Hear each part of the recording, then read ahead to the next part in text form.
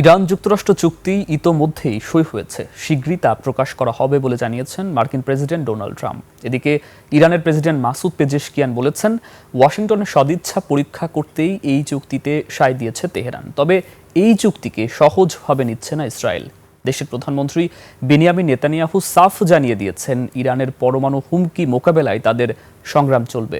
বিস্তারিত তাফসির ফিজা রিপোর্টে।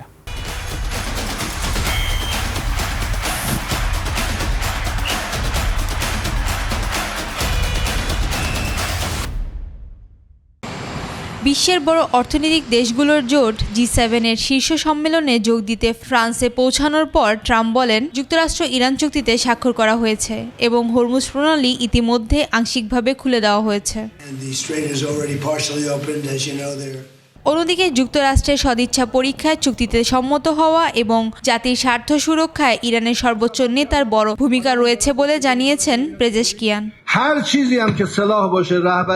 এদিকে ওয়াশিংটন তাদের শর্ত স্পষ্ট করেছে। মার্কিন ভাইস প্রেসিডেন্ট জেডি ভ্যান্স এনবিসিকে জানান, চুক্তির অংশ হিসেবে আন্তর্জাতিক পরমাণু শক্তি সংস্থার পরিদর্শকরা খুব দ্রুত ইরানে ফিরছেন। ইরানের উচ্চ সমৃদ্ধ ইউরেনিয়ামের মজুদ ধ্বংসে যুক্তরাষ্ট্র ও আইএইএ সরাসরি কাজ করবে।